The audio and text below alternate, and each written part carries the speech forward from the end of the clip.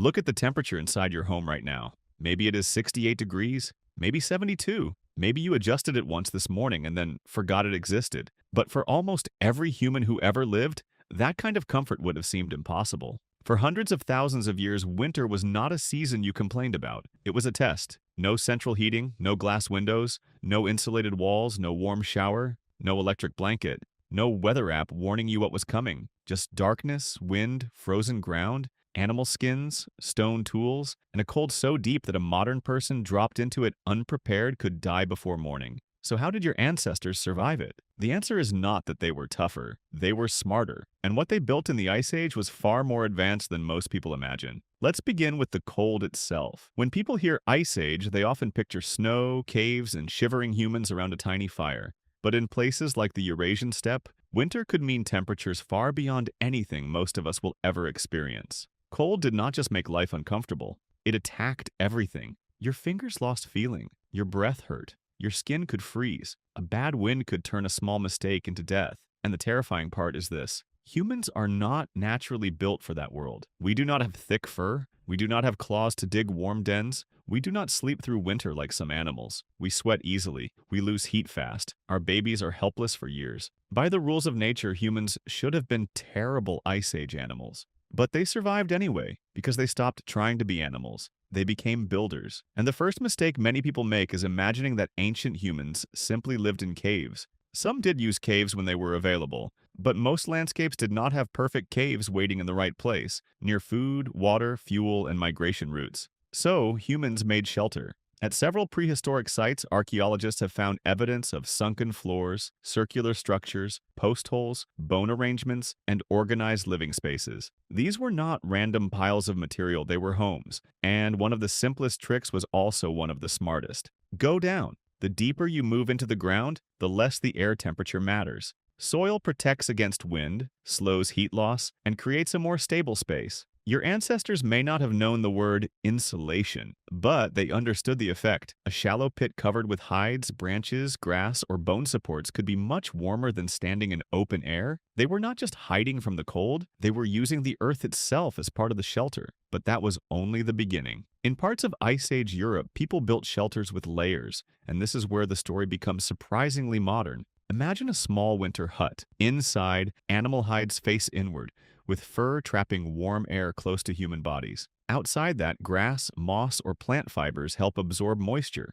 Outside that, heavier materials block wind and help the shelter keep its shape. Each layer solves a different problem: warmth, moisture, wind, structure. That is almost the same logic used in modern winter clothing and modern walls. Today, your house has insulation, air gaps, vapor barriers, and outer protection. Ice Age humans used hides, plants, bark, bones, and snow. The tools were primitive, the thinking was not. And then, in places like present-day Ukraine and Russia, archaeologists found something even more extraordinary: mammoth bone houses. Not a few bones around a fire, actual structures. Huge mammoth skulls and jawbones were arranged as foundations. Long curved tusks formed arches and frames. Smaller bones filled gaps. The whole structure could be covered with hides, grasses, or other materials to keep out wind and snow. Picture the scene. Outside, a frozen plain stretches for miles. There are almost no trees. The wind cuts across the land, and in the middle of that emptiness, humans are living inside a dome made from the remains of giant animals. That is not a cave. That is architecture. And it tells us something important. Ancient humans were not merely reacting to winter day by day, they were planning for it weeks or months in advance. You cannot build a mammoth bone house in panic after the first deadly storm arrives. You need to know where bones are. You need enough people. You need time. You need hides. You need fuel. You need the right location. That means Ice Age survival was not only about strength, it was about calendars in the mind. When summer was still warm, they had to think about winter. When animals migrated, they had to think about meat. When a shelter was being built, they had to think about wind direction, smoke, water, and who would sleep where. And here is what most people miss. The shelter was not just a box that kept people alive, it was a system. Inside, fire had to be controlled carefully. Too little fire, and everyone froze. Too much fire, and smoke could poison the air or burn the shelter. A central hearth could warm the main living space. Smaller working areas could be used for cooking, tool repair, or drying materials. The warmest spaces mattered. Babies, injured people, and older members of the group needed protection first, This was not random. A winter shelter had social order built into it. Where you slept could mean the difference between comfort and danger. But fire created another problem: ventilation. This sounds boring until you realize it could kill everyone. When people breathe, cook, and dry wet hides inside a closed shelter, moisture builds up. In freezing weather, moisture becomes frost. Frost inside the shelter can soak materials, weaken walls, and destroy insulation. So the structure had to breathe. Fresh air had to come in. Smoke and damp air had to leave.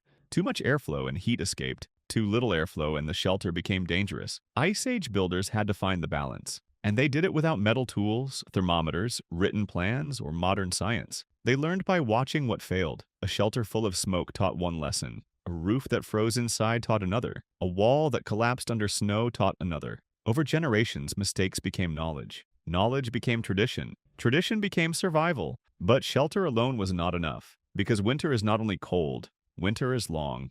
A single warm night means nothing if you starve 3 weeks later. So ancient humans also had to solve food. Large animals were not just meals, they were storage. A mammoth, bison, reindeer, or horse could mean meat, fat, bones, hide, sinew, fuel, tools, clothing, and shelter material. Almost nothing was wasted. In cold regions, nature itself became a freezer. Meat could be stored in frozen ground, buried in pits, placed in snow, or kept in naturally cold spaces. To us, a freezer is a kitchen appliance. To them, the landscape was the freezer. But again, that only worked if you planned. You had to kill or find enough food before the worst weather arrived. You had to protect it from animals. You had to remember where it was. You had to manage it carefully because one bad decision could cost the group weeks of calories. And calories were everything. In winter, the body burns energy just to stay warm. A person doing heavy work in freezing conditions needs far more food than someone sitting in a heated room. So fat was treasure. Marrow was treasure. Animal fat was not unhealthy food. It was survival. Every piece of rich meat meant more heat inside the body, and this is why clothing mattered as much as shelter. A naked human in Ice Age winter is almost helpless, but a human wrapped in layers becomes something different. Animal skins with fur turned inward could trap warm air. Outer layers could block wind and snow. Smaller pieces could cover feet, hands, and heads, where heat escapes quickly. Needles made from bone allowed people to stitch fitted clothing. That detail changed everything. A loose hide over the shoulders helps, but sewn clothing that fits the body can turn a human into a cold-weather species. Think about that. Your ancestors did not grow fur. They invented it. They made artificial skin from the animals around them, and every stitch mattered. A gap in clothing could let in wind. Wet material could freeze. Bad footwear could destroy the feet. In that world, fashion did not exist. Function was everything. But the most powerful survival tool may have been the group itself. A single human alone in an Ice Age winter had almost no chance. A group could divide tasks. Some gathered fuel, some repaired clothing, some watched children, some prepared food, some made tools, some kept the fire alive. The fire could not simply go out. In many conditions, restarting fire was difficult and costly. A living flame had to be protected like a group member. Someone had to watch it. Someone had to feed it. Someone had to carry embers when the group moved. Fire was not an object. It was a responsibility. And at night, inside those shelters, something deeply human happened. The same place that protected bodies also protected stories. Imagine a winter evening 20,000 years ago. Outside there is only snow, darkness, and wind. Inside, people sit close together in orange light. Children watch adults repair tools. Someone scrapes a hide. Someone cooks. Someone tells a story about a hunt, a lost relative, a dangerous animal, or a spirit in the dark. That shelter was not only a house. It was a school, a workshop, a nursery, a memory chamber, a place where knowledge moved from one generation to the next. This matters because Ice Age survival was too complicated for instinct alone. No baby is born knowing how to sew boots from animal skin. No child is born knowing how to build a smoke hole, store frozen meat, or choose the right bones for a shelter. Everything had to be taught, and winter gave humans long hours together. The season that threatened to kill them may also have helped make them more human. But here is the strange part. When the Ice Age ended, much of this knowledge became unnecessary. Forests expanded, temperatures changed, animals moved, new ways of living appeared. Eventually, farming spread. Permanent villages grew. The old winter technologies did not vanish in one dramatic moment. They faded, not because they were stupid, because the world changed.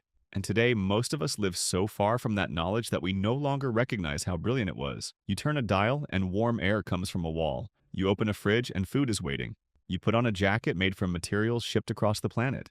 You sleep under a roof that took thousands of specialists to make possible, and it feels normal. But normal is the illusion. For most of human history, warmth was work. Every warm night had a price. Someone had to build the shelter. Someone had to kill or find the animal. Someone had to scrape the hide. Someone had to sew the clothing. Someone had to store the food. Someone had to gather the fuel. Someone had to keep the fire alive. And every mistake mattered. A torn seam, a wet sleeping place, a bad smoke hole, a failed hunt, a fire that died before dawn. In our world, those are inconveniences. In their world, they could be the end. So the next time you feel cold and reach for the thermostat, remember what that small movement really represents.